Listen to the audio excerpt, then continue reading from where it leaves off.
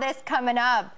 It's a family affair. The Obama administration allowing illegal immigrants to bring over their extended family as well. What this means for your wallet, next. Meanwhile, President Obama expanding his border security plan to allow relatives of illegals free access into the United States.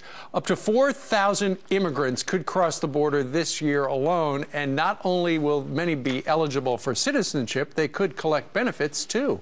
Ann Corcoran is the editor of a watchdog blog called Refugee Resettlement Watch. She joins us live from Washington, D.C. Good morning, Deanne. Good morning. Thanks for having me, Steve. It's great to have you. What is the president proposing? If you are an illegal in the country, you can bring pretty much everybody you're related to in? Well, it's certain categories of residents in the United States. Okay. They can be illegal. Some of them are semi-legal, I should say. They can now apply in 3 Central American countries to bring in their children through this expansion of the Refugee Resettlement Program. And who is giving the President of the United States authority to do this?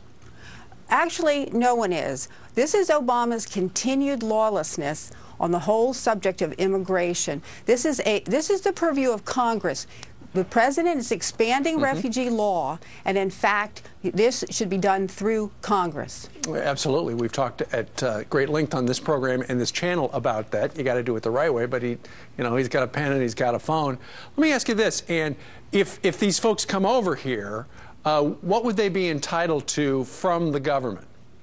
Well, one of the things people don't understand about the Refugee Resettlement Program is that that is the most desirable form, in my view, of immigration, because those refugees who are designated refugees are given all forms of welfare virtually upon arrival in the United States: subsidized housing, food stamps, health care, job counseling, and training. And it's because they have refugee status?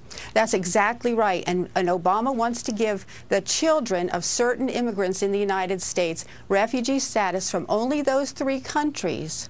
We have a lot of sympathy for poor people in other countries, but this will open our gates to any country in the world who says, I want my poor children to come to America as a refugee. And what are those 3 countries where the immigrants are being granted this refugee status? It's El Salvador, Guatemala, and Honduras, and those are the 3 sending countries that basically sent the children to our border this past year. Absolutely. In mass numbers. And that's the story that we were covering over the last year, and of course there were all those stories about all those children being sick and all these refugee camps with so many problems.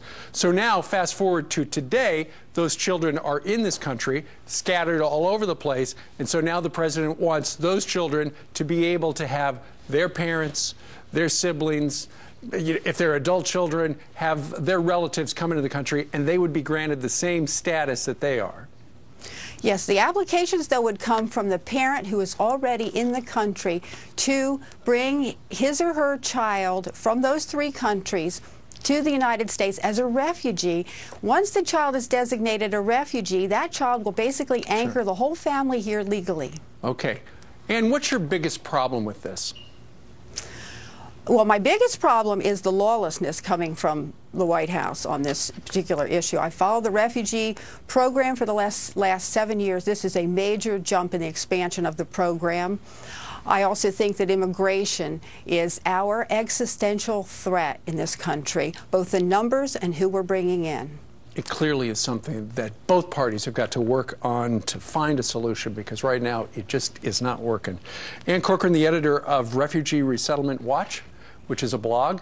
And thank you very much for joining us today and explaining the problem. Thank you, ma'am. Thank you.